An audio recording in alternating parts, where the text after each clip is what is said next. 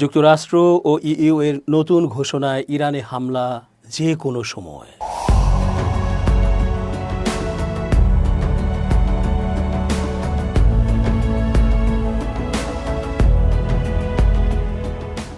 আসসালামু আলাইকুম প্রিয় দর্শক, আমন্ত্রণ আজকের আলোচনায়। চেঞ্জ টিভির আন্তর্জাতিক চোখ অনুষ্ঠানে এস জে রতন স্বাগত জানাচ্ছি। যে কোনো সময় নাকি ইরানে মর্মন্তুদ হামলা শুরু হয়ে যাবে। পেন্টাগনের প্রধান সেই ইঙ্গিত দিয়েছেন ইতোমধ্যে। ট্রাম্পও স্ট্যান্ড বাই, শুধু ইশারা করবেন আর অবিশ্বাস্য এক হামলা শুরু হয়ে যাবে ইরানের ওপর। এমন হামলা হবে যা কেউ কোনোদিন কল্পনাও করেনি। তবে ট্রাম্পের এই সকল হুমকি ধমকিকে কোনো পাত্তাই দিচ্ছে না ইরান, কারণ ইরান জানে আমেরিকা, ইসরায়েল ও পশ্চিমাদের কিভাবে শায়েস্তা করতে হয়। তাই এমন সব অস্ত্র নিয়ে ইরান প্রস্তুত রয়েছে, যাতে বলা হয়েছে সামান্যতম হামলার মতো কিছু ঘটলে পুরো মধ্যপ্রাচ্য অস্থির করে তুলবে। আমেরিকা ও ইসরায়েল তখন অন্যান্য দেশগুলোর কাছে পা ধরে কুল পাবে না। অথর্ব ইইউ আমেরিকার সুরে সুর মিলিয়ে ইরানের বিরুদ্ধে নতুন সিদ্ধান্ত নিয়েছে, যে সিদ্ধান্তের কারণে হামলার বিষয়টি আরও স্পষ্ট হয়ে উঠছে। ইরানের ইসলামিক রেভলিউশনারি গার্ড কর্পসকে অর্থাৎ আইআরজিসিকে সন্ত্রাসী গোষ্ঠী আখ্যা দিয়েছে ইউরোপীয় ইউনিয়নভুক্ত ২৭টি দেশ। ইউ এর এমন সিদ্ধান্তের নিন্দা জানিয়েছে ইরানের পররাষ্ট্র মন্ত্রণালয়। তেহরান বলছে এটি অবৈধ, রাজনৈতিক ও আন্তর্জাতিক আইনের পরিপন্থী এবং দেশের অভ্যন্তরীণ বিষয়ের ওপর হস্তক্ষেপ। খবর আল জাজিরার। ইরান বলছে তেহরান সার্বভৌমত্ব, জাতীয় নিরাপত্তা এবং ইরানি জাতির স্বার্থ রক্ষার জন্য আন্তর্জাতিক আইনের কাঠামোর মধ্যে যথাযথ ব্যবস্থা গ্রহণের অধিকার সংরক্ষণ করে এবং এই পদক্ষেপের পরিণতির জন্য ইউরোপীয় ইউনিয়ন ও এর সদস্য রাষ্ট্রগুলো দায়ী থাকবে। ১৯৭৯ সালে ইরানে ইসলামিক বিপ্লবের পর প্রতিষ্ঠিত আইআরজিসি দেশটির সেনাবাহিনীর একটি অভিজাত শাখা। এটি সরাসরি ইরানের সর্বোচ্চ নেতা আয়াতুল্লাহ আলী খামেনির কাছে জবাবদিহি করে এবং ইরানের ক্ষেপণাস্ত্র ও পারমাণবিক কর্মসূচি তত্ত্বাবধান করে।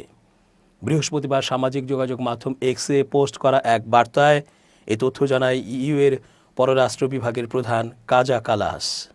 তিনি জানান, আইআরজিসিকে সন্ত্রাসী গোষ্ঠী হিসেবে আখ্যা দেওয়া হয়েছে।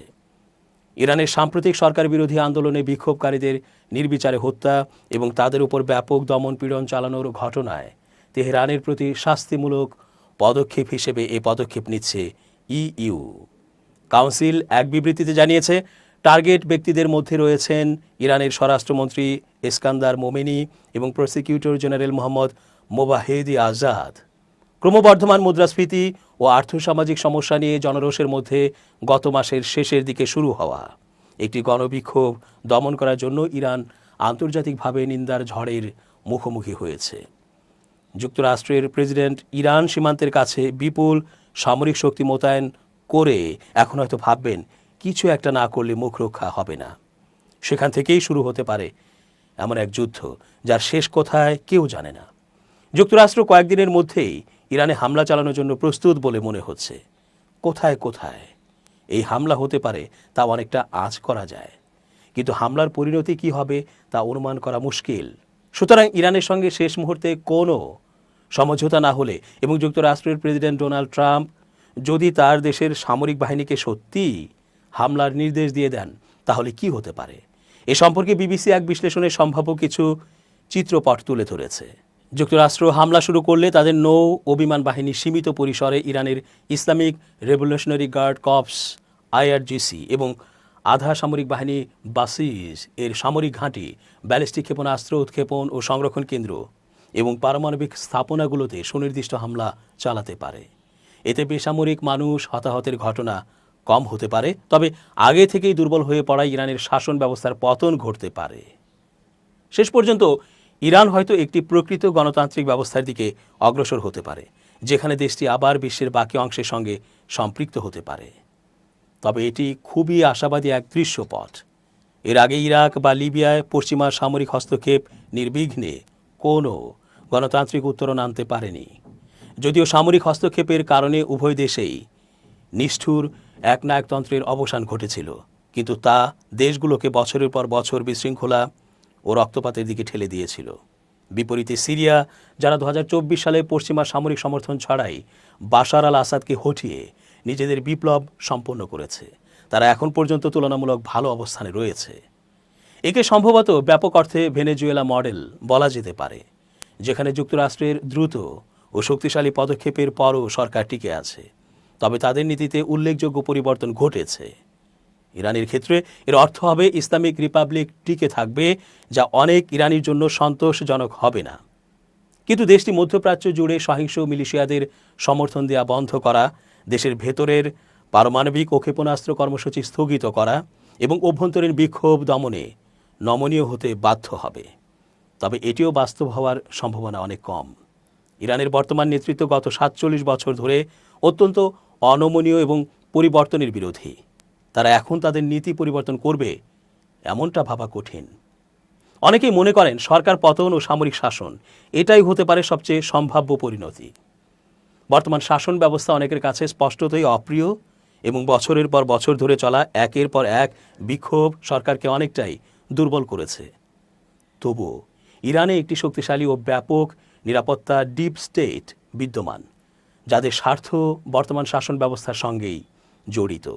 এখন পর্যন্ত ইরানে কোনো বিক্ষোভ সফল না হওয়ার অন্যতম কারণ হলো ক্ষমতাসীনদের পক্ষ ত্যাগ করে কেউ বিক্ষোভকারীদের সঙ্গে যোগ দেয়নি এবং শাসক গোষ্ঠী ক্ষমতায় টিকে থাকার জন্য সীমাহীন শক্তি প্রয়োগ ও নির্মম পদক্ষেপ নিতে পিছ পা হয়নি। যুক্তরাষ্ট্রের হামলা পরবর্তী বিশৃঙ্খলার মধ্যে এটি খুবই সম্ভব যে ইরান শেষ পর্যন্ত Islamic revolutionary guard corps IRGC এর উচ্চ পদস্থ কর্মকর্তাদের নিয়ে গঠিত একটি শক্তিশালী সামরিক সরকারের শাসনাধীনে চলে যাবে। ইরান আগেই ঘোষণা দিয়েছে যে যুক্তরাষ্ট্র হামলা চালালে তারা পাল্টা জবাব দেবে। হুঁশিয়ারি দিয়ে দেশটি বলেছে তাদের সেনাদের আঙুল ট্রিগারে রয়েছে। শক্তিতে মার্কিন নৌ ও বিমান বাহিনীর সমকক্ষ না হলেও ইরান তাদের ব্যালিস্টিক ক্ষেপণাস্ত্র ও ড্রোন দিয়ে পাল্টা আঘাত হানতে পারে। এর অনেকগুলোই ইরান গুহায়, ভূগর্ভস্থ স্থাপনায় এবং দুর্গম পাহাড়ি এলাকায় লুকিয়ে রেখেছে। পারস্য উপসাগরের তীরবর্তী দেশগুলোতে, বিশেষ করে বাহরাইন ও কাতারে মার্কিন সেনাদের ঘাঁটি রয়েছে। ইরান চাইলে এসব স্থানে হামলা চালাতে পারে। এমনকি জর্ডানের মতো যেসব দেশ যুক্তরাষ্ট্রের হামলায় সহযোগিতা করছে বলে ইরান মনে করবে, সেসব দেশের গুরুত্বপূর্ণ অবকাঠামো তাদের হামলার লক্ষ্যবস্তু হতে পারে। 2019 সালে সৌদি আরামকোর তেল ও পেট্রোকেমিক্যাল স্থাপনায় ভয়াবহ ক্ষেপণাস্ত্র ও ড্রোন হামলার জন্য ইরান সমর্থিত ইরাকি মিলিশিয়াদের দায়ী করা হয়। ওই হামলা সৌদি আরবকে বুঝিয়ে দিয়েছিল যে তারা ইরানি ক্ষেপণাস্ত্রের সামনে কতটা অসহায়। এ কারণেই উপসাগরীয় আরব দেশগুলো, যারা যুক্তরাষ্ট্রের মিত্র, তারা এখন চরম উদ্বিগ্ন। এই দেশগুলোর আশঙ্কা যুক্তরাষ্ট্রের যে কোনো সামরিক ব্যবস্থার পরিণতি শেষ পর্যন্ত তাদেরকেই ভোগ করতে হতে পারে। 1980 থেকে 88 সালের ইরান যুদ্ধের সময় থেকে এটি বিশ্ব বাণিজ্য ও জ্বালানি সরবরাহের জন্য একটি বড় হুমকি।